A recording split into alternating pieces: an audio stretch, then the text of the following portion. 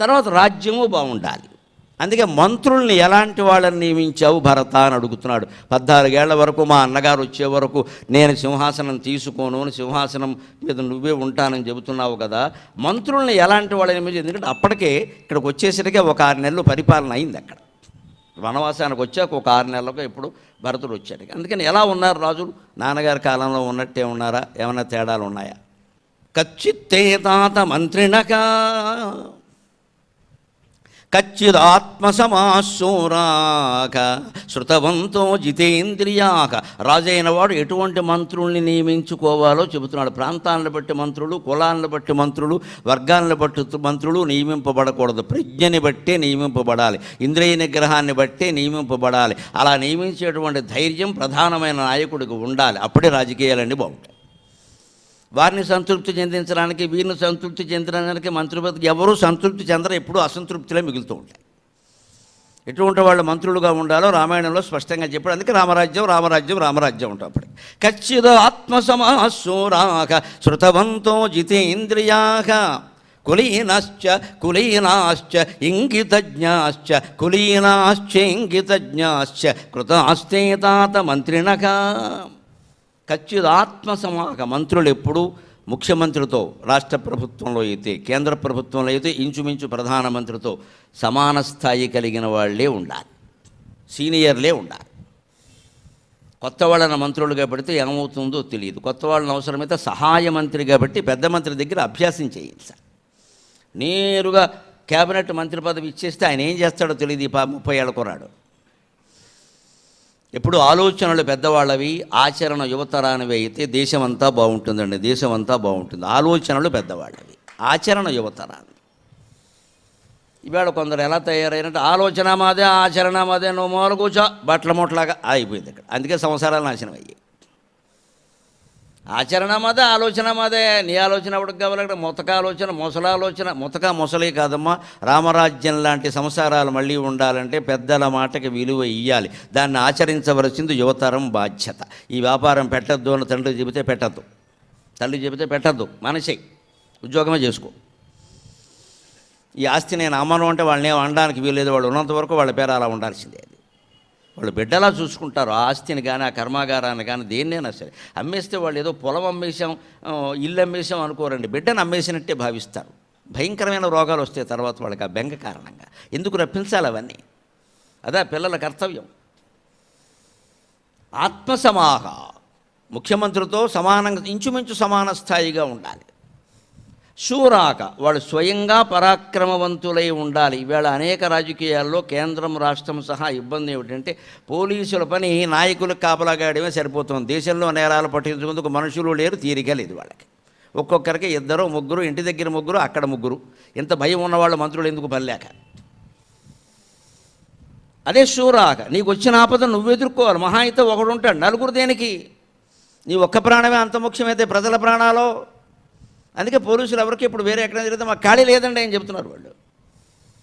అక్కడికో 10 మందిని పంపాలి, ఇక్కడికో 10 మందిని పంపాలి. ఎక్కడ చూద్దాం ఇవన్నీ? నేను దేవాలయాల్లో ఏదైనా ఉత్సవం వస్తే అక్కడికో 25 మందిని పంపాలి. ఎందుకంటే అక్కడ తొక్కిసలాట అది కూడా మొదలైపోయిందిగా బాగా.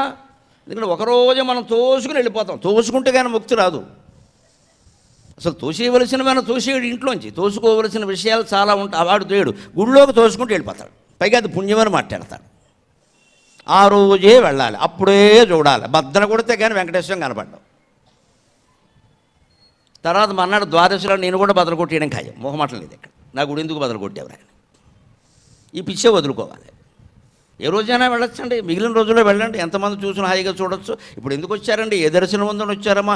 అన్ని దర్శనాల కంటే మన మనస్సుని మార్చగలిగిన మంచి ప్రవచనం ముఖ్యమని భావించేవాళ్ళు గుంటూరులో ఇన్ని వేల మంది ఉన్నారని నాకు అర్థమైందమ్మా. చాలు చాలు చాలు, దేశం బాగుపడుతుంది, దేశం బాగుపడుతుంది. నాకు నమ్మకం ఉంది. ఎన్నిసార్లు పిలిచినా వస్తాను, ఎంత శ్రమైనా పడతాను. నాకు కావలసింది దేశం బాగుపడటం అంతే. ఇక్కడ ఏం దర్శనం ఉందండి? నేనేమో నవమానముద్రున్నా, సినీ స్టార్నా, క్రికెట్ వాడినా, లేదా వాడెవడో ఫుట్బాల్ మెస్సీ 10 లక్షల ఫోటో అలాంటి వాడిని కూడా కాదే. నా ఫోటోలన్నీ ఊరికే తీసుకుంటున్నారు. నాకు పొద్దున్న పేపర్ చూశాక అర్థమైంది. 10 రూపాయలు పెట్టినా నాకు లక్షలు వస్తారు ఆయన. వాడిని చూశాక వాడు ఫోటో 10 లక్షలట. ఈ పిచ్చిలో ఉన్నాం మనం ఇక్కడ. ఆయనతో ఫోటో దిగితే నీకు ఫుట్బాల్ వస్తుందా? బాల్ ఫుట్ అయిపోతుంది, ఫుట్ బాల్ అయిపోతుంది. నీకేం రాదు. నువ్వు ఆయనలో ఆడు కావాలంటే, ఆయన అంత గొప్పవాడైతే ఆయనలో ఆడు. ఇదే మనమండి, మనకు ఆరాధన ఎక్కువ, ఆచరణ తక్కువ. దేవుడి విషయంలోనూ అంతే, హీరోల విషయంలోనూ అంతే, అందరి విషయంలో ఆరాధన ఎక్కువ, ఆచరణ తక్కువ. తిరిగి మళ్ళీ ఆచరణ మార్గంలోకి వచ్చినప్పుడే మనం బాగుపడతాం. ఆరాధన ముఖ్యం కాదమ్మా. నేను మీ అందరినీ ఆరాధించడం కోసం ఇన్ని వేల మందిలో కాళ్ళకి చెప్పులు కూడా లేకుండా మధ్యలోకి వెళ్ళి ఆ చివరి వ్యక్తికి కూడా నమస్కారం చేసి వచ్చానమ్మా. నేను కోరుకునేది ఆరాధన కాదు, ఆచరణ. ఆచరణ, ఆ చరణాలు దొరకాలంటే మనం ఆచరణ చేయవలసిందే. ఆరాధన చేస్తే ఉపయోగం ఏం లేదండి. ఊరికి హారతో తిప్పే కానీ దేవుడు వచ్చి మన గుండెల్లో కూర్చోడు. ఇక్కడ నువ్వు ఇంటి దగ్గర ఏం తిప్పేవనేది ముఖ్యం. ఇక్కడ ఇది నేర్చుకోగలగాలి ఖచ్చితంగా. అందుకని చెబుతున్నాడు, నువ్వు రక్షించుకునే లేనివాడివి వెనకాల 10 మందిని పెట్టుకుంటే ఇంకెందుకు. అందుకే శృతవంతగా, శృతం అంటే విద్య. పూర్వం విద్య ఈ లిఖిత పుస్తకాలు ఉండేవి కాదు, గైడ్లు అవి ఎలాగూ లేవు. అసలు రామాయణమే మీకు తాటాకులను రాయలేదండి. వాల్మీకి లవకుశులకు పాఠం నేర్పాడు. ఆ కాలానికి లేఖనం లేదు, తాటాకుల మీద రాయడం కూడా లేదు, భారత కాలానికి వచ్చింది. అందుకే వ్యాసుడు చెబుతుంటే వినాయకుడు రాశాడు, స్పష్టంగానే ఉంది అది తాటాకుల మీద. అప్పటికి వచ్చాయి. రామాయణ కాలానికి అది లేదు. అంచేతన విద్యనప్పుడు ఏమనేవారంటే చదవడం అనేవారు కదా. చదవడం అంటే కాగితం ఉంటే కదా చదవడం, అది వినడం అనేవారు. శృతవంతగా అంటే విద్యావంతులు అని అర్థం. ఊరికే విన్నారు అని కాదు, దే జస్ట్ లెర్న్డ్ అని లిజన్ అని అర్థం కాదు. అక్కడ చదివారు. ఎందుకంటే ఆ చదువు అంతా వినడం మీద ఆధారపడి ఉండేది. శృతవంతగా బాగా చదువుకుని ఉండాలి. ఎందుకు చదువుకుని ఉండాలి? ఇవాళ కూడా రాజకీయాలకు నేను మొహమాటలు లేకుండా చెబుతున్నా. ఎంఏ పాలిటిక్స్ చదువున్నవాడు ఎమ్మెల్యే పదవికి పోటీ చేయడానికి వీలు లేదు అని చట్టం ఏర్పాటు చేస్తే సగం చెత్త వదిలిపోతుంది, అనుమానం లేదు. కనీసం సగం చెత్త వదిలిపోతుంది. నువ్వు ఆ విద్యకి సంబంధించిన శాస్త్రం చదవకుండా నువ్వు ఎలా చేస్తావా? బీటెక్ చదివిన వాడికి ఇంజనీర్ పోస్ట్ ఇస్తారా? ఎంబీబీఎస్ చదివిన వాడికి వైద్య వృత్తి ఇస్తారా? ఎంఏ పాలిటిక్స్ చదివిన వాడికి రాజకీయం ఎలా చేస్తారండి? అందులో మంత్రి పదవి. అదే చెప్తున్నాడు, శృతవంతగా అంటే ఇంకేంటి, ఏవో పుస్తకాలు చదవడం కాదు. ఇక్కడ ఏమే పాలిటిక్స్ చదివితే అరిస్టాటిల్ దగ్గర నుంచి ప్లేటో నుంచి గ్లాసో వరకు మొత్తం చదువుతాడు. ప్లేటు, గ్లాసు, చెంచా అన్నీ వస్తాయి. అప్పటి కౌటిల్యుని అర్థశాస్త్రం, ఇప్పుడున్న రాజకీయాలు అన్నీ చదవాలి. అంతేకాదు, అన్నిటికంటే ముఖ్యం జితేంద్రియాక, తన మనస్సును తాను నిగ్రహించుకోగలగాలి. అటువంటి వాళ్ళు మంత్రులుగా ఉండేవారు రామాయణ కాలంలో. అందుకే రామరాజ్యం అన్నారు. ప్రలోభాలకు లోనయ్యేవాళ్ళు, భయానికి భయపడేవాళ్ళు మంత్రులు కారు. శృతవంతో జితేంద్రియాక కులీనాశ్చ, కులం అంటే క్యాస్ట్ కాదు, పొరపాటు అర్థం చేసుకోవద్దు. రామాయణ కాలానికి ఆ గొడవ లేదు. కులం అంటే ఇక్కడ వంశం, గురుకులం అంటారు. గురువుగారి ఇల్లు అని అర్థం, క్యాస్ట్ కాదు. అక్కడ గురువుగారి ఇంట్లోనే పిల్లలు ఉంటారు, అందుకని గురుకులం అన్నారు. కులీనాశ్చ, వాళ్ళ వంశం గురించి కూడా విచారణ చేయి మంత్రి పదవి ఇచ్చేటప్పుడు. అసలు అది పదవి కాదు, బాధ్యత. మంత్రి పదవి అనే మాట పోయి మంత్రి బాధ్యత అన్నప్పుడే మొత్తం ప్రజాస్వామ్యం బాగుంటుందండి. It's responsibility, not power. అది పవర్ అనగానే వీడు పవర్ ప్రదర్శిస్తాడు. రెస్పాన్సిబిలిటీ అనగానే ఏదో రెస్పాన్సిబిలిటీ ఏం చేయాలి మనం అని చేస్తాడు. తన మాటలోనే ఉంది తేడా. మాటే బాగుంటున్నప్పుడు వ్యవస్థ ఏం బాగుంటుంది? పదవి ఏంటండి? మంత్రి పదవి కాదు, మంత్రి బాధ్యత. సేవకులు అని వాళ్ళే చెప్తున్నారు కదా, మంత్రి బాధ్యత. కులీనాశ్చ, కుటుంబం గురించి కూడా ఆ కుటుంబంలో ముందు వీళ్ళ నాన్న 3 మర్డర్లు చేస్తే ఈయన 6 చేస్తాడు. ఇక్కడ మరి తండ్రిని మించిన కొడుకు అది కూడా చూడాలి. అబ్బాయి ఇవ్వకపోతే వాళ్ళు ఏమనుకుంటారో, ఈ అనుకోవడం అనేది ఎందుకు వస్తుందంటే ఎవరికైనా ఒకటేనండి, నాకేం మొహమాటం లేదు మాట్లాడడానికి. మళ్ళీ ఎన్నికవ్వాలి అనే కాంక్ష లేకపోతేనే ఏ రాజ్యమైనా బాగుంటుంది. నేనే మళ్ళీ రావాలంటే అయిపోతుంది దేశం అంతా. అవసరం లేదు, ఎవరో ఒకరు వస్తారు, ఏదో పరిపాలన చూసి మనం ఉన్నంతకాలం 5 ఏళ్ళు 10 ఏళ్ళు భగవంతుడు మనకి ఇచ్చిన అధికారాన్ని సద్వినియోగం చేసుకుని వెళ్ళిపోతే చాలు. మన జీవితమేనా అంతే. ఇది ఇలా కొనసాగాలి, మా వంశం కొనసాగాలి. మా మానవుడు కూడా గుంటూరులో మరి 100 ఎకరాలు అవసరం లేదు, నీ పాడివాడు మోస్తే చాలు. అనవసరం మాటలు చెప్పక. ఇక్కడ మనవాడికి కూడా మనమే సంపాదించాలి. ఓవర్ యాక్షన్ అంటారు దీన్ని. నీకు నువ్వు సంపాదించు, నీ పిల్లలకు కావాలంటే సంపాదించు. మనవలు కూడా మనకెందుకండి, పిల్లాడు ఏడుస్తాడు ఆ విషయం. అది కూడా పట్టుకుంది. ఇప్పుడు బాగా కాలు వేసిన కాలు నీ మీద కాలేస్తాడు. కాలు ఎందుకు? తాత మీద కాలేస్తాడు. అంత సంపాదించి వాళ్ళకి తెలిసిన తర్వాత వాళ్ళు చదువుతారండి. అంచేత కుటుంబం గురించి ఎందుకు అంటే, కుటుంబంలో తల్లిదండ్రులు ఎలాంటి వాళ్ళని ఎలా చూస్తున్నారు వీళ్ళు. చైనాలో కొత్త యాప్ ఉందండి. చైనాలో అభివృద్ధి చెందిన దేశాలు ఫిన్లాండ్ అనగా, నెదర్లాండ్ అనగా, నార్వే అనగా, డెన్మార్క్ అనగా, చైనా అనగా, జపాన్ అనగా ఎందుకు అభివృద్ధి చెందుతున్నాయో ఆలోచిద్దాం. చైనాలో కొత్త యాప్ పెట్టారు ఈ మధ్యన, సోషల్ మీడియాను ఉపయోగించుకుంటున్న విధానం అది. వాళ్ళు ఒకడు ఉద్యోగానికి వెడితే ఈ ఉద్యోగం నీకు ఇయ్యమన్నారట. ఎందుకంటే నువ్వు మీ తల్లిదండ్రులను సరిగ్గా చూడట్లేదని మాకు తెలిసింది, అందుకే నీ ఇయ్యమన్నారట. ఎంత గొప్ప దేశం. నమస్కారం చేద్దాం, నమస్కారం చేద్దాం. ఇక్కడ ఎవరన్నా ప్రశ్న ఇస్తే ఆ కూడా నీకెందుకు, వాట్ ఈస్ ది జాబ్ అంటాడు వాడు. ఈ జాబులో అది కూడా ముఖ్యమే. తల్లిదండ్రులు నువ్వు సరిగ్గా చూడవాడు ఇక్కడ పని ఏం చేస్తావా, వెళ్ళిపో. ఇంకా విచిత్రం, ఇంకొక అతను సాఫ్ట్వేర్ ఉద్యోగం పోయి కొత్త ఉద్యోగానికి పెడితే అక్కడ అడిగారట, మీ పిల్లాడికి స్కూల్లో చెడ్డ పేరు ఉందుట కదా, కాండక్ట్ సర్టిఫికేట్ సరిగ్గా లేదుట కదా, నీకు ఉద్యోగం ఇవ్వమన్నారు. ఇది మా పిల్లాడికి స్కూల్లో కాండక్ట్ గురించి నాకు ఉద్యోగం అంతే. మరి నువ్వు పిల్లల్ని సరిగ్గా పెంచలేని వాడు ఇక్కడే పని చేస్తావు. ఇది చైనా విధానం. దీనికోసం సోషల్ మీడియాను మొత్తం చెక్ చేశారు వాళ్ళు. విచారణ అంటే ఇది వీడి కుటుంబం ఏంటి, వీడి వారసత్వం ఏంటి, వీడి పూర్వులు ఎవరు, దశాపరేషాం దశపూర్వేషాం అంటారు పూజలు. 10 తరాలు అటు 10 తరాలు ఇటు లెక్కై. దెబ్బకి వంశాలు మారవాండి, కుటుంబాలు మారవాండి, మనుషులు మారరాండి. అన్నీ బాగుంటే తప్ప, అందరూ బాగుంటే తప్ప ఉద్యోగం ఎవరు అంటే ఖచ్చితంగా మారతారమ్మా. ఏమీ చూడకుండా ఉద్యోగాలు ఇస్తున్నారు కాబట్టి అవేం పట్టించుకోవట్లేదు ఎవరు. క్యారెక్టర్ అనేది అడగనే అడగరు.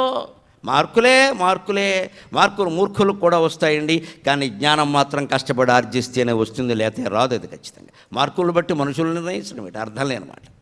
మార్కులు ఏముంది, 90 మార్కులు వచ్చేవాడు ఈ సంఖ పైకెత్తితే కింద నుంచి చూసి రాసేవాడికి 70 మార్కులు వస్తాయి. పెద్ద విషయం ఏంటి, ఏదో ఏబీసీడీదే కదా, ఏముంది ఈ చదువులో. వీడు చెయ్యి పైకెత్తాడు, వీడికి తెలియదల్లా, వాడికి కావాల్సిందల్లా వాడు చెయ్యి పైకెత్తాలే చేయడమే, అంతే. కింద నుంచి చూసి రాసి వాడికి 90 వస్తే వీడికి 70 వస్తే, ఇద్దరికి ఇంజనీరింగ్ సీట్ వస్తుంది. ఇంక 90 వచ్చిన వాడికి ఉపయోగం ఉంది, పైకెత్తనం వచ్చిందంతే. అదే మనం చూసేది.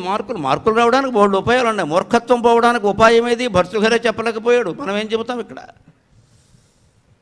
మూర్ఖుడితో నువ్వు పట్టించుకోక, మూర్ఖుడికి దూరంగా ఉండమని చెప్పాడు. మూర్ఖుడిని సంస్కరించమని చెప్పాడు. ఎందుకంటే వాడు సంస్కరింపబడ్డ, పైగా మన ఎత్తిమే ఎక్కుతాడు వచ్చి. నువ్వు దూరంగా ఉండతే, వాడి వల్ల నీకు ప్రమాదం లేకుండా చూసుకోవాడిని. ఏదో ఉపదేశాలు చేయక ఉపదేశం చేసిన కొద్దీ రెచ్చిపోతాడు. అందుకని కులీనాశ్చ, వంశం గురించి కూడా విచారణ చేయి. ఇంగితజ్ఞాశ్చ, చాలా కీలకమైన ఇంగిత జ్ఞానం, కామన్ సెన్స్. అంతేకాదు, మనుషులు మాట్లాడుతూ ఉంటే వాళ్ళ లోపలి మనోభావాలు గమనించాలి మనం. ఎవరో మన ఇంటికి వచ్చి మా దాంట్లో పెట్టుబడి పెడితేనండి మీకు అది ఇది బ్రహ్మాండం, అసలు మీ బావగారు పెట్టాడు, మీ తోడళ్ళు పెట్టాడు, మీ మానళ్ళు పెట్టాడు, సీఎం గారు పెట్టారు, పిఎం గారు పెట్టారు అంటుంటే వాడి కళ్ళల్లోకి చూడాలి మనం పూర్తిగా. అసలు ఇంతమంది పెట్టాక నువ్వు నా ఇంటికి ఎందుకు వస్తున్నావు పని లేక, అది ఇంగితం అంటే. అంత పెద్దవాళ్ళు పెట్టాక నువ్వు నా ఇంటికి ఎందుకయ్యా రావడం, నేను అంత పెద్దవాడిని కాదే అని ఒక ప్రశ్న ఇస్తే వాడు పారిపోతాడు అక్కడి నుంచి. అందరూ పెట్టారా మనం కూడా పెట్టాను, ఏంటి పెట్టేది? తర్వాత వాడు తదినం పెడతాడు మనకి. వాళ్ళ మాటలు విని పెట్టుబడులు పెట్టేస్తున్నారండి. సైబర్ నేరాలకు పోయి ఏదో మెసేజ్ రాగానే నీకు 10 లక్షలు వచ్చాయి. ఎవడు మన కానీ మేనత్త కూడుకోవాడు, నాకు అర్థం కాదు. నీకు 10 లక్షలు ఎందుకు ఇస్తాడా? మీకు వడ్డీ ఎక్కువ ఇస్తామండి, 24%. మంచి ఈ డబ్బు తీసుకెళ్ళి నువ్వేం చేస్తావని అడగాలి, అడగడు. వాడు ఏం చేస్తే మనకెందుకు, మనకు 24% ఇస్తాడు. బ్యాంకులో ₹10 కూడా లేదు, 7%, 8% కూడా లేదు. 7% అవ్వాలంటే 60 ఏళ్ళు దాటిపోవాలి. 24% ఇస్తాడు. ఎందుకు ఇస్తాడు? 24 ఇయర్స్ కాదు, 24 మంత్స్లో బోర్డు తిప్పేస్తాడు. ఎందుకని మనకి ఇంగిత జ్ఞానం లేదు. ఎలా ఇస్తాడు ఈ డబ్బు, ఎలా పెరుగుతుంది? మన దగ్గర పెరగని డబ్బు వాడి దగ్గర ఎలా పెరుగుతుందనే ఇంగితం ఉండాలి కదా. ఈ ఇంగితం లేనివాడు వ్యక్తిగానే బతకడం కష్టం. రాష్ట్రానికో దేశానికో మంత్రి అయితే దేశం మొత్తం నష్టపోతుంది. మనం డబ్బులు పెట్టుబడి పెడితే మనం నష్టపోతాం. మంత్రులు ఈ పని చేశారనుకోండి, అజ్ఞానంతో ఇంగిత జ్ఞానం లేకుండా దేశం నష్టపోతుంది. అందుకని ఇంగిత జ్ఞాశ్చ, ఆ ఇంగితం కూడా ఉండాలి. ఇదివరకు ఆంధ్రప్రదేశ్ ప్రభుత్వానికి మాజీ ప్రధాన కార్యదర్శిగా పనిచేశారు మోహన్ కందా అని గొప్ప వ్యక్తి. ఆయన ఈ మధ్య పత్రికల్లో ఒక వ్యాసం రాశాడు, నేను చదివి ఆశ్చర్యపోయా. ఆయన ఏమిటంటే ఇంగిత జ్ఞానం అని హెడ్డింగ్ పెట్టాడు, దాన్ని చేతస్థం అని కూడా పెట్టి. ఆయన కాలంలో ఆయన ఏదో ఒక శాఖకి సెక్రటరీగా ఉన్నప్పుడు ఈ గేదెలు ఇవ్వడం ఏదో వచ్చింది, పేదవాళ్ళ రైతులకి గేదెలు ఇవ్వడం ప్రభుత్వం. ఏదో ఒక్కొక్క మనిషికి 2 గేదెలు 3 గేదెలు చెప్పిన మొత్తం 2000 గేదెలు 3000 గేదెలు ప్రభుత్వం కేటాయించి దాని ప్రకారం ఇస్తున్నారు. ఇస్తుంటే ఆయన ఏదో ఆ ఫైల్ ఆయన దగ్గర ఉంది, ఆయన గేదెలు నిమ్మని చెప్పాడు. దానికోసం ఏదో 2 లక్షలు 3 లక్షలు శాంక్షన్ చేశారు. అప్పట్లో ఇది 30 ఏళ్ల క్రితం మాట. ఇది శాంక్షన్ చేశారు, ఆయన సంతకం పెడుతున్నాడు. చెబుతుంటే అందులో ఒక రైతు వచ్చి, గేదెలు ఇస్తే ఉపయోగం ఏంటంటే, గేదెలు అంటే పాలు కోసమే కదా, గేదెలు పాలు ఇవ్వాలంటే దున్నపోతులు ఉండాలి కదండి అన్నాడు. మరి ఉండాలి కదా, ఇంక వివరాల్లోకి వెళ్ళక్కల్లా మనం ఉండాలిగా. అందుకని నిజమేనయ్యా ఉండాలి, ఏం చేయమంటే మరి వాటికి కూడా ఇవ్వండి, ముందు దున్నపోతులు ఉండి 10 గేదెలకు దున్నపోతు చొప్పున ఇవ్వండి, లేకుండా ఒట్టి గేదెలు ఇస్తే మేమేం చేసుకుంటాం, గడ్డి తినేస్తాయి అంటే ఆయన పాపం కూర్చుని దున్నపోతులకు కూడా శాంక్షన్ చేశాడు. 2,50,000 శాంక్షన్ చేశాడు. చేసిన తర్వాత ఈ ముందే శాంక్షన్ చేసేసాడు ఆయన స్వతంత్రంగా. మళ్ళీ పైనుంచి మరి రాకపోతే ఈయన కట్టుకోవాలి, ఇప్పుడు జీతంలోకి వచ్చేస్తారు ఇప్పుడు. అందుకని ఈయన ఏం చూశాడు, వాళ్ళని అడిగితే అది చట్టం ప్రకారం ఆ గేదెలకనే ఉందండి, దున్నపోతులు మాట్లాడుతుంటే ఏమంటే గేదెలు దున్నపోతులు లేకుండా గేదెలకి ఉపయోగం ఏముందండి, అవన్నీ మాకు అనవసరం అండి, అక్కడ లేదు కదా, కాగితంలో లేదు కదా, మీరు ఎందుకు ఇస్తారు అని ఆపేశారు. అప్పట్లో ఆ శంకరన్ గారని ఒక మహానుభావుడు, చాలా ప్రధాన కార్యదర్శిగా పనిచేసి చాలా గొప్ప సేవాభావం కలిగిన వాడు, ఐఏఎస్ అధికారుల్లో ఆయన పేరు దేశం స్థాయిలో చెప్పుకుంటారు ఇప్పటికీ శంకరన్ గారు. ఆ శంకరన్ గారు సోషల్ వెల్ఫేర్ డిపార్ట్మెంట్లో పెద్ద కార్యదర్శిగా ఉన్నాడు. ఆయనకి ఫోన్ చేసి చెప్పెట్టి, ఆయన మంచివాడు కదా, అర్థం చేసుకోండి, ఇలా ఉందండి, వీళ్ళు ఏదో అంటున్నారు, మీకు ఎందుకండి దున్నపోతులు లేకుండా గేదెల ఉపయోగం ఉందండి, ఇచ్చేయండి నేను చూసుకుంటా అన్నాడు. ఆయన ఈయనకంటే పై ఇచ్చేశారు. సరే తర్వాత ఈయన ఏదో వెళ్ళిపోయాడు, ఇచ్చేసానంటే శాంక్షన్ చేశాడు, డబ్బులు రాలేదు ఇంకా. తర్వాత ఏదో ఆ డిపార్ట్మెంట్ ఈ డిపార్ట్మెంట్ వారు 10 ఏళ్ళకి ఎక్కడో వచ్చాడు. తర్వాత ఆయన భోజనం చేస్తూ కలిచారు, శంకరన్ గారు మోహన్ కందా గారు. ఆయన ఆంధ్రజ్యోతిలో రాశారు ఈ విషయాన్ని, నేను చదివి ఆశ్చర్యపోయా, ఇలా ఉంటుందా వ్యవహారం.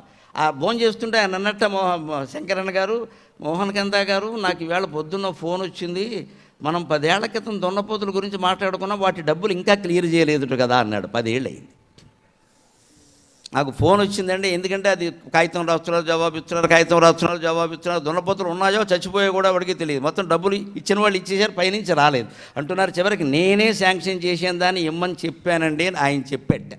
ఈ కథంతా రాసేయన మన అధికారుల యొక్క చేతస్థం, అజ్ఞానం, ఇంగిత జ్ఞానం లేకపోవడం ఎలా ఉందో చూడండి. గేదెలకు ఇచ్చిన వాళ్ళు దున్నపోతులకు ఇవ్వకపోతే ఎలా ఉంటుందండి. అదే మన సంస్కృతి ఎంత గొప్పదంటే, ఎవరికైనా గోదానం చేస్తే మనం గడ్డి వేయడానికి డబ్బులు కూడా మనమే ఇవ్వాలి, లేకపోతే గడ్డి కోసం దాన్ని అమ్మేస్తాడు. ఎవరికైనా గృహదానం చేస్తే ఆ ఇంట్లో దీపం పెట్టడానికి, కరెంటు పెట్టుకోవడానికి, సౌకర్యాలు కల్పించుకోవడానికి అవసరమైన డబ్బుల్లో సగమైనా 1/4 వంతైనా మనం ఇవ్వాలి. కనీసం ఓ 4 నెలలు మెయింటెనెన్స్ అంటాను చూడండి, అదేనా మనం ఇవ్వాలి. లేకపోతే ముందు మొదటి నెల మెయింటెనెన్స్గా ఇల్లు అమ్మేస్తాడు. ఇంక నువ్వు గృహదానం చేసి ఉపయోగం ఏముంది. అందుకే కన్యాదానం చేసినా కూడా మన సంప్రదాయంలో గమనించాలి, అక్కడ మంత్రం ఉంటుంది, కన్యాదానమహంకరిష్యే అనరు, సారంకృత కన్యాదానమహంకరిష్యే. నాకు ఓపిక మేరకు మా అమ్మాయికి ఆభరణాలు పెట్టి ఆభరణాలతో కూడిన కన్యను నీకు దానం చేస్తున్నా అంటాడు. ఒట్టి అమ్మాయిని చీరగట్టేసి దానం చేస్తున్నా అండి. ఇక్కడ సారంకృత కన్యాదానం ఎందుకండి, ఈయన ఏమైనా పేకాడితే తర్వాత ఆభరణాలు ఉపయోగిస్తాయి, ఏం చేయమంటావు. ఆవిడ ఈయన బతకాలి కదా, అది ఏదో పుట్టింటి వాళ్ళు ఏర్పాటు చేయాలి కదా, లేకపోతే ఏమవుతాడు, మళ్ళీ ఇంటికి పంపిస్తాడు. ఇప్పుడు అందుకని ఏదో కొంచెం ఆభరణాలు పెట్టాను ఆయన, ఓపిక మేరకు చూసుకోండి, అవి అమ్మకుండా ఉండి మరీ పీక మీదకి వస్తే ఏం చేస్తారు.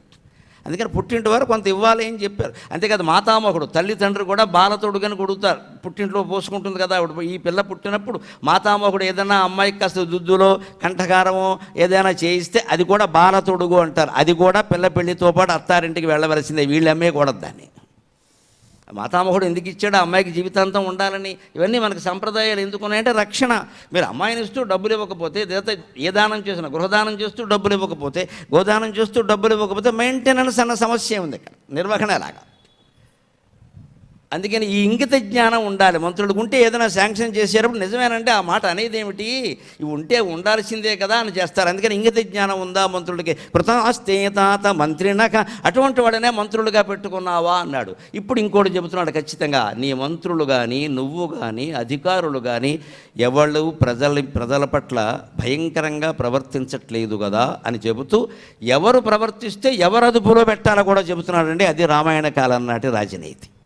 కచ్చిన్నోగ్రేణ దండేన భృశముద్వేజయతి ప్రజం రాష్ట్రం తవానుజానంతి మంత్రిణ కైకయీసుత. కైకయీసుతుడు అయినటువంటి ఓ భరత, మంత్రినక, ముఖ్యంగా మంత్రులు ఎలా ఉంటున్నారో గమనించి ఒక్కసారి. కచ్చిత్ నా ఉగ్రేణ దండేన భృశం ఉద్వేజిత ప్రజం రాష్ట్రం తవ అనుజానంతి. అధికారులు ప్రజల్ని ఉగ్రదండనకు గురి చేయొచ్చు, చిన్న నేరానికే పెద్ద శిక్ష వేయచ్చు. మన దగ్గర పెద్ద దౌర్భాగ్యం ఏంటంటే, రైల్వే స్టేషన్లో 1000 రూపాయలు కొట్టేసిన వాడిని 2 నెలలు జైల్లో పెడతారు, చితగొట్టేస్తారు పట్టుకుని. 2000 కోట్లు బ్యాంక్ అప్పులు ఎగ్గొట్టిన వాడిని గుళ్ళోకి పిలిచి దండేస్తారు. నమశివాయ నమశివాయ. దేవుడు కాపాడాలి సమాజాన్ని, ఎవడు కాపాడతాడండి. ఒకవేళ ఆ పోలీసులు ఏమైనా ధైర్యంగా కొత్తగా ఐపీఎస్ పాస్ ఇచ్చి నేను చేస్తా అంటే పైవాడు ఫోన్ చేసి చేసావులే ఊరుకో అంటాడు, అంతే. ఇక్కడ అయిపోయింది మొత్తం. 2000 కోట్లు అప్పెక్కొట్టిన వాడికంటే 2000 కొట్టేసిన వాడు గొప్ప నీచమైన వాడా అండి? ఆలోచించండి. ఈ సంస్కారం ఇక్కడ మొదలవ్వాలి. వాడికి కనీసం మంచం కాదు కదా, చాప కూడా వేరే పడుకో, నేల మీద దోమల చోట పడుకోబెడతారు. 10,000 కోట్లు 20,000 కోట్లు వేసిన నాయకులను జైల్లో పెట్టి తలగడా లేదంటే వెంటనే తలగడా పెడతారు, టీవీ లేదంటే టీవీ పెడతారు, పోలీసులు వెళ్ళి గొడుగు కూడా పడతారు. ఏం చేస్తారు పైవాళ్ళు షంటేస్తుంటే? అందుకే ఈ దేశంలో ఎవ్వడు 1000 కోట్లు మింగేసిన వాడు ఎవ్వడూ భయపడ్డావు. పైగా ఇక్కడి నుంచి పారిపోయి లండన్లో ఉంటారు. మొన్న నేను లండన్లో వెళ్ళినప్పుడు వాళ్ళందరికీ ఒకటే విజ్ఞప్తి చేశా, అక్కడ వాళ్ళు ఇక్కడికి వచ్చి దాక్కున్నారు, వీళ్ళు ఎక్కడైనా కనపడితే మొహం మీద ఉమ్మేయండి దయచేసి అని చెప్పాను నేను. ఉండేయండి, లోకుగా ఉందా లండను? అక్కడ దాక్కున్నారండి వెళ్ళి ఖచ్చితంగా. అక్కడ వాళ్ళు చెప్పారు నాకు, చెప్తే నేను చెప్తానులే ప్రవచనంలో, నాకేం మొహం అంటే రేపు ఎక్కుతున్నాడుగా విమానం నాకేమన్నాను చెప్పాను స్పష్టంగా. మొహం మీద ఉమ్మేయండి, నువ్వే కదా కొట్టేసింది అడగండి. కనీసం వాడు పిలిస్తే వెళ్ళకండి. వాడు పార్టీలకు పిలుస్తుంటే 1000 కోట్లు బ్యాంక్ అప్పులు ఎగ్గొట్టిన వాళ్ళు పిల్లలు పెళ్ళిళ్ళు చేస్తే మనం హాయిగా వెళ్ళిపోతాం. అంత పెద్దవాళ్ళు మనం పిలిచారు అని పిలవకపోయినా వెళ్ళిపోతాం ఇక్కడ. అదే మామూలు వాళ్ళు ఎవరన్నా పిలిస్తే వాడేం పెడతాడో, వాడికే కూటికి లేనివాడు అని మేము సొంత మేనమామైనా వెళ్ళాం, మన బంధువు అయినా సరే. డబ్బు లేదు కదా. రావలసిన మార్పు మనలోనేనమ్మా. ఇన్ని వేల మంది ఉండగా మొహమాటం లేకుండా చెబుతున్నా, వ్యాఖ్యానం మారితే వ్యవస్థ మారుతుంది. ఖచ్చితంగా మీ వ్యాఖ్యానాలు మార్చండి, మీ శైలి మార్చండి. ఎవడు దొంగ వెధవా అనిపిస్తే వాడు కూతురు పెళ్ళికి కొడుకు పెళ్ళికి వెళ్ళకండి. చెప్పగలిగితే ధైర్యంగా మొహం మీద చెప్పండి, లేకపోతే మాట్లాడకుండా కూర్చొని అబద్ధమైనా చెప్పండి, తప్పులేదు. మొత్తం మీద వెళ్ళకండి. ఆ పాపపు కూడు మనం తినక్కలేదు. అవినీతి పరులు దుర్మార్గులు అందరూ ఆ సంపాదించిన సొమ్ముతో వాళ్ళ పిల్లలకి కోట్లు ఖర్చు పెట్టి పెళ్లి చేస్తుంటే మనం వెళ్ళి ఆశీర్వచనం అక్షతలు చేయాలా? అంత లోకుగా ఉన్నామా మనము? మన అక్షతలు మన దేవుడు, ఇంకెందుకండి దైవం? దేవాలయం అంటే ఏమిటి, ఆరాధన అంటే ఏమిటి, అన్నీ జరుగుతుంటారు చూస్తూ ఊరుకుని ఇక్కడికి వచ్చి మాత్రం పుష్పాభిషేకం చేస్తూ కూర్చుంటాం. ఇక్కడ దేవుడు సంతోషించే విషయం అది. కనీసం మానేయలేమా? రానని చెప్పలేకపోయే ధైర్యం లేకపోవచ్చండి, మానేయండి. రానని చెప్పక్కర్లేదు. 2 రోజుల క్రితం ఓ పెద్ద మనిషి నాకు ఫోన్ చేసి, నేను మొహమాటం లేకుండా చెబుతున్నా, 5 లక్షలతో మీకు సన్మానం చేస్తాను. అక్కర్లేదు, నేను రానని చెప్పాను. నేను అనుమానమే లేదు, మొహమాటమే లేదు. ఎందుకు చెప్పానో వాడికి తెలుసు, నాకు తెలుసు, మీకు తెలవాల్సిన అవసరం లేదు. 5 లక్షలే మామూలు అండి. ఇక్కడ 3 రోజులకి ఏమి ఇస్తారో అడగండి అందరినీ. మరి ఎందుకు వచ్చాం? ఇది ధర్మం. పిలిచింది నాకు ప్రాణమిత్రుడు అశోక్ గారు. ఆయన ఎటువంటి వాడో నాకు తెలుసు. ఇక్కడ దేవాలయం నాకు తెలుసు. ఇక్కడ 3 సార్లు వచ్చి మాట్లాడాను నేను. ఎంతమంది వస్తారో, ఎంత శ్రద్ధగా వింటారో నాకు. ఇటువంటి చోట నాకు ముఖ్యం. కానీ వాడెవడో 10 లక్షలు సన్మానం చేస్తానంటే వాడి దండ నాకు ముఖ్యమా, వాడి శాలువా నాకు ముఖ్యమా? వాళ్ళందరూ ఎలా సంపాదించారు నాకు తెలుసు. స్పష్టంగా ఫోన్లోనే నాకు ఫోన్ చేయక పెట్టాయి అని చెప్పాను. ఏం లేదు, అక్రమంగా అడ్డగోలుగా సంపాదించారు. మా బోటిగాళ్ళకి సన్మానాలు చేసేసాడు, మా చేత పద్యాలు రాయించాడు. ఆయన పొగిడారు నన్ను. ఎందుకు పొగడరు? నేను అలా పొగడను, నాకు అవసరం లేదు. నరహరి కీర్తన నానిన జిహ్వ వరుల నుతింపక ఓపదు జిహ్వ. భగవంతుడి గురించి, దేశం గురించి, ధర్మం గురించి నిస్సందేహంగా మాట్లాడడానికి అలవాటు పడిన గరికిపాటి నాలుక నరమాతృణ్ణి పొగడదు, అనుమానమే లేదు. ఇక్కడ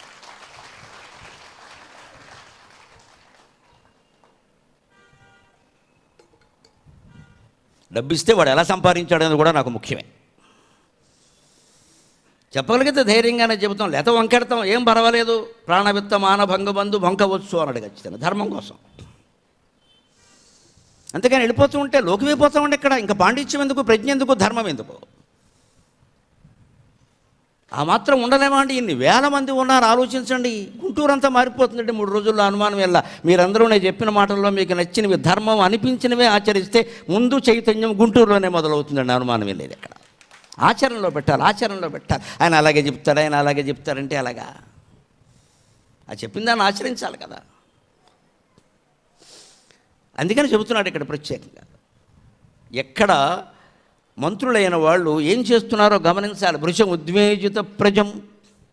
అధికారులు ప్రజల్ని బాధ పెడతారు, అంతేకాదు అధికారుల్ని మంత్రులు బెదిరిస్తారు, మంత్రుల్ని పెద్ద నాయకుడు బెదిరిస్తాడు. ఒక్కోసారి పెద్ద నాయకుడే తప్పు చేయొచ్చు. ఒకరినొకరు అదుపులో పెట్టకపోతే వ్యవస్థ ఎందుకయ్యా భరత అన్నాడు ఆయన. అందుకే కచ్చిన్నో ఉగ్రేణ దండేన ఉగ్రదండన చేత భయంకరమైన మాటల చేత భృషముద్వేజయతి ప్రజల్ని ఉద్విగ్నతకి లోను చేస్తున్నారా? గమనిస్తున్నావా? మీ అధికారులు అలా చేస్తే మంత్రుల చేత వాళ్ళని మందలింపు చేయి, మంత్రులు అలా చేస్తే నువ్వు మందలించు. అంతేకాదు నువ్వు అలా చేస్తే నిన్ను మందలించేటువంటి అవకాశం నీ మంత్రులకి ఇవ్వయ్యా భరత అని చెప్పాడమ్మా రామచంద్రమూర్తి. అది గొప్పతనం. ముఖ్యమంత్రి అయినంత మాత్రాన, ప్రధానమంత్రి అయినంత మాత్రాన నిరంకుశంగా ఉండాల్సిన అవసరం లేదు. ఉంటే సహించాల్సిన అవసరం మంత్రులకు కూడా లేదు. అడగచ్చు. అంత బానిసలైపోతే అలాగా అడగమని చెబుతోంది రామాయణం. రాష్ట్రం తవ అనుజానంతి, నీ అనుమతితోనే ఇవి జరుగుతున్నాయా లేకపోతే నువ్వే చేయిస్తున్నావా చూసుకో. ఎందుకు ఈ ఉగ్రదండంలో జరుగుతున్నాయో నువ్వు పట్టించుకోవాలి కదా. నువ్వే స్వార్థపరుడైతే మిగిలిన వాళ్ళు ఏమవుతారు? రాష్ట్రం తవ అనుజానంతి మంత్రిణ కైకయీసుత. ప్రజల్ని అధికారులు అదుపులో పెట్టాలి, అధికారులను మంత్రులు అదుపులో పెట్టాలి, మంత్రుల్ని ముఖ్యమంత్రి అదుపులో పెట్టాలి, అవసరమైతే ముఖ్యమంత్రిని మంత్రివర్గం అదుపులో పెట్టాలి. సార్ మీరు ఏదో అనుకుంటున్నారు, కొంచెం ఆవేశంలో అనుకుంటున్నారండి, కొంచెం పద్ధతి కాదు సార్, ఊళ్ళో జనం ఏమనుకుంటున్నారు మేము చెబుతాం అని క్యాబినెట్ మీటింగ్లో చెప్పాలి. ఆ పాటు ధైర్యం ఉండాలి. చెబితే మంత్రి పదవి పోతున్నాం పోనే ఏమిటట, ఇదేమైనా శాశ్వతమా? ఆ మాత్రం చొరవ తీసుకోవాలి మంత్రులు. పెద్ద అయినా తప్పుదారిలో పెడుతుంటే చెప్పగలగాలి ఖచ్చితంగా. ఆయన మంచిదారిలో పెడితే సంతోషమే. ఆయన రాముడైతే కాదనేది ఉంది, మన లక్ష్మణుడు అవుతాం, భరతుడు అవుతాం, శత్రుఘ్నుడు అవుతాం. కానీ ఆయన రావణాసురుడు అయితే మనం విభీషణుడిలాగా తిరగబడాలి కదా, అది కూడా రామాయణమే కదా. సమర్థిస్తే విభీషణుడు నాశనం అయ్యేవాడు. ఇప్పుడు ఇంకా విచిత్రం, డీజీపీ రక్షక భటాధికారి సేనాపతి ఎలా ఉండాలో చెబుతున్నాడు. కచ్చిత్ దృష్టశ్చ శూరశ్చ మతిమాన్ ధృతిమాన్ శుచి కులీనశ్చ అనురక్తశ్చ దక్షసేనాపతి కృతక కచ్చిత్ దృష్టశ్చ. పోలీస్ శాఖ అధిపతి అయినా రాష్ట్రంలో లేదు దేశంలో సైన్యానికి నాయకుడైనా ముందు దిట్టంగా తనని తాను కాపాడుకునేవాడు అయి ఉండాలి. తాను వెనకాలండి ముందు సైనికుల్ని పంపడం కాదు. ప్రకాశం పంతుల్లాగా నేను ముందు ఉంటున్నా, వస్తే మీరు రండి లేతే లేదని ఇలా ఉండాలి అంతే. ఇక్కడ అప్పుడే అది సైన్యం. దృష్టశ్చ అంటే మంచి దిట్టంగా ఉండాలి, మనిషి దిట్టంగా ఉండాలి. పోలీస్ శాఖలో ఒళ్ళు కూడా బాగుండడం ముఖ్యమేనండి. నాకు మళ్ళీ బుద్ధి కలిగిందని తీసుకోరు. 5.2 ఉంటే నన్ను పోలీసుల్లోకి ఎందుకు తీసుకుంటారు పని లేక. మా గురువుగారు ఒక ఆయన ఉండేవారు, మాకు ట్యూషన్లో చెప్పారు 10వ తరగతిలో ఇంగ్లీష్. ఆయన 3 వృత్తులంటే నాకు బాగా ఇష్టంరా, మీరు ఈ 3 ఏదో ఒకటి స్వీకరిస్తే నేను సంతోషిస్తాను అన్నారు. ఆయన చెప్పింది ఏమంటే 1 డాక్టరు, 2 పోలీసు, 3 టీచరు. నేను 3 స్వీకరించాను. అన్నిటికంటే గొప్పదాన్ని టీచర్. గొడవ లేదు. ఎందుకంటే డాక్టర్ అంటే నాకు భయం. మన చేతిలో ఎవడన్నా ప్రాణం పోతే గొడవ ఇప్పుడు ఎందుకు వచ్చింది? ప్రవచనాలు చెప్తే వింటారు వెళ్ళిపోతారు, కానీ ప్రాణాలు ఎవరివో పోవు. ఆ గ్యారంటీ ఇవ్వగలం. ఎవరి ప్రాణం పోదు. ఉంటే వింటారు, నచ్చపోతే వెళ్ళిపోతారు. డాక్టర్ అయ్యామనుకో, ఎవడో ప్రాణం పోతే కేసు ఎడతాడు. మనకెందుకు వచ్చింది? అలాగే పోలీసు అవుదామా అని కొంచెం ఆలోచించి 5.2 ఉంటే మన ఎవడో తీసుకుంటాయండి ఇక్కడ. దానికి తగిన పొడుగుండాలి, ఒడ్డు పొడుగు, దాని కొలతలు చాలా ఉన్నాయి ఇక్కడ. మనకెందుకు వచ్చిందో? ఈ టీచర్ అయితే సుఖం, ఎంతమందిని ఫెయిల్ చేసినా మన అడిగేవాడు ఎవడు లేడు ఇక్కడ. బాడు మంచి మార్కులు వస్తే మన ప్రతిభ, పోతు పరీక్ష ఫెయిల్ అయితే వాడి కర్మ అంతే. సరస్వతి ఆలయానికి వెళ్ళి దండం పెట్టుకోమని చెబుతాం మనం, చదువు చెప్పకపోయినా సరే తప్పించుకోవచ్చు. పైగా టీచర్ అయితే ఎంత సుఖం అండి. 2 నెలలు వేసవకాలం సెలవులు, దసరాకి సెలవులు, సంక్రాంతి సెలవులు. అంతగా సెలవు కావాలంటే పిల్లల్ని గెలుగుతాం, 2 రోజులు సెలవు చేస్తారు సెలవు. టీచర్ ఉద్యోగాన్ని మించిందే లేదు అసలు. బతకలేక బడిపంతులు, బతకలే ఇచ్చినవాడే బడిపంతులు. 3 సెలవులు కావాలంటే టీచర్ అవ్వాలి. పైగా టీయాం చరతీతి టీచర్. గంటకు ఒకసారి టీ తాగేవాడి టీచర్, పాఠం చెప్పకపోయినా సరే టీ తాగాలి. ఖచ్చితంగా టీ పట్టుకొచ్చేస్తారు స్టాఫ్ రూమ్లోకి, వద్దన్నా సరే. ఇన్ని సుఖాలు ఉన్నాయి. అందుకని మా గురువుగారు నేను చెప్పిన 3వ తీసుకున్నా, నీ తెలివి నాకు అర్థమైంది రా అన్నాడు ఆయన. ఏదో ఒకటి పాపం గురువు వాక్యం పాటించడమే కదా మనకు కావాల్సింది. ఎందుకు ఈ 3 చాలా ముఖ్యమండి. అందుకే పోలీస్ శాఖ చెబుతున్నాడు ఇక్కడ. అటు సైన్యమేనా, రెండింటికి అన్వయిస్తుంది. కచ్చిత్ దృష్టశ్చ శూరశ్చ, తాను స్వయంగా వీరుడే ఉండాలి. మళ్ళీ ఆయనకి సెక్యూరిటీ కాదు ఇక్కడ. ఉంటే ఉండని, అది నామమాత్రం, కానీ ఆయన ఎదుర్కోగలగాలి. దిట్టంగా నిలబడాలి. ఎవరి ఒత్తిళ్ళకి లొంగొద్దు, ఎవరి భయాలకి లొంగొద్దు, ఎవరు ప్రలోభ పెట్టినా లొంగొద్దు. అదే దృష్టశ్చ అంటే అర్థం. మతిమాన్, తానంతట తాను ఆలోచించగలిగిన మేధావి అయి ఉండాలి. ప్రతిదానికి ఆర్టిఫిషియల్ ఇంటెలిజెన్స్ మీద ఆధారపడకూడదు. ఎందుకంటే ఈవేళ మొత్తం సాఫ్ట్వేర్ టెక్నాలజీ అంతా పోలీసుల కంటే దొంగలకు ఎక్కువ బాగా తెలిసిపోయి, సాఫ్ట్వేర్ ఇంజనీర్ల కంటే సైబర్ నేరాలు చేసేవాళ్ళకి బాగా తెలిసిపోయి. ఎందుకంటే ఎప్పుడు పెద్ద మామూలుగా రాజమార్గంలో నడిచేవాడికి రాజమార్గం తెలుస్తుంది, దొంగలకి దొడ్డిదారులు బాగా తెలుస్తాయి. వాళ్ళు కనిపెట్టేశారని అవి కనుక్కోవడం పోలీసులకు పెద్ద యజ్ఞం అయిపోతుంది, ఇప్పుడు చాలా కష్టంగా ఉంది. అంటే తాను స్వయంగా మేధావి అయి ఉండాలి. ఆ విద్యని ఇవాళ సాఫ్ట్వేర్ నాలెడ్జ్ లేకుండా పోలీస్ శాఖలో సైన్యంలో పనిచేయడం కష్టం. దేంట్లోనైనా కష్టమే. గుళ్ళో పూజ చేయడం కష్టం, జాతకాలు చెప్పడం కష్టం, ప్రతి చోట ఉంది ఇది. అందుకని కచ్చిత్ దృష్టశ్చ శూరశ్చ మతిమాన్ ధృతిమాన్, తాను స్వయంగా ధైర్యం కలిగిన వాడు ఉండాలి. బాబులు ఎవడన్నా పడితే తను రక్షించాలి, కానీ ఎవడో రక్షించమని పైన వీడియో తీస్తూ కూర్చోకూడదు. ఇక్కడ ధృతిమాన్ ధైర్యవంతుడై ఉండాలి. శుచికి వాక్య వేషం కూడా శుచిగా ఉండాలి. పోలీసులు కానీ సైనికులు కానీ శుభ్రంగా మరకలు ఉన్న దుస్తులు వేయకూడదు, ఎప్పటికప్పుడు తీసేయాలి. అంతర్గత శుచి కూడా ఉండాలి. కామక్రోధ లోభ మోహ మదమాత్సర్యాలని జయించిన వాళ్ళే పోలీస్ శాఖలోనూ సైన్యంలోనూ ఉండాలి. లేకపోతే శత్రు దేశాల వాళ్ళు కొనేస్తారు వీళ్ళని. మతిమాన్ ధృతిమాన్ శుచికి కులీనశ్చ, అతనికి వంశం కూడా మంచిదై ఉండాలి. ఆ వంశంలో అంతా పిరికి సన్నాసులు అయితే వీడు ధైర్యవంతుడు అయ్యే అవకాశం లేదు. చరిత్రే పిరికి చరిత్ర పీకే. అంతేకాదు అనురక్తశ్చ, ఈవేళ కూడా దీన్ని పాటిస్తున్నారండి రామాయణ కాలం నుంచి. ఎంత దూరదృష్టితో చెప్పారు. అనురక్తశ్చ, పెద్ద నాయకుడికి ఇష్టపడేవాడు అయి ఉండాలి. ఈ ముఖ్యమంత్రిని కానీ ప్రధానమంత్రిని కానీ ఇష్టపడేవాడు అయి ఉండాలి. వ్యతిరేకం తీసుకొచ్చి డీజీపీగా పెడితే వీడే మొత్తం శత్రువులకి సమాచారం అంతా అందించేస్తాడు. ఈయన ఈవేళ టూర్లో పెడుతున్నాడు చూసుకోవాలి. ఆయన కోసం ప్రాణం ఇచ్చేవాడు అయి ఉండాలి. అనురక్త. అందుకే మీకు డీజీపీల నియామకంలో, సైన్యంలో అధికారుల నియామకంలో సీనియారిటీ కూడా పాటించకుండా ఒక్కోసారి ప్రధానమంత్రులు ముఖ్యమంత్రులు చొరవ చేసి వేరే వాళ్ళని పిలిపిస్తారు. నాకు ఆయన రావాలండి అని. కేంద్రం నుంచి కూడా కిందకి పిలిపిస్తారు, కింది నుంచి పైకి పంపిస్తారు. అది పరిపాలన ముఖ్యమంత్రి చేతుల్లో ఆయనకు అవసరమైన వాళ్ళు ఉండాలి. అక్కడ తప్పులేదు. ఆయనకు వ్యతిరేకులంతా ఇప్పుడు పూర్వం వాళ్ళు కొన్న వాళ్ళు ఇప్పుడు ఉంటే అలాగే వాళ్ళు గొంతులు తెప్పేస్తారు అక్కడ. అందుకని అనురక్త స్పష్టంగా చెప్పండి. నీ ఎందు అనురక్తి ఉందా చూసుకో భరత. ఎవరినో పోలీస్ శాఖ అధిపతిగా పెట్టేసానంటే ఆయన నీ కోసం ప్రాణం ఇచ్చేవాడు అయి ఉండాలి. కులీనశ్చ అనురక్తశ్చ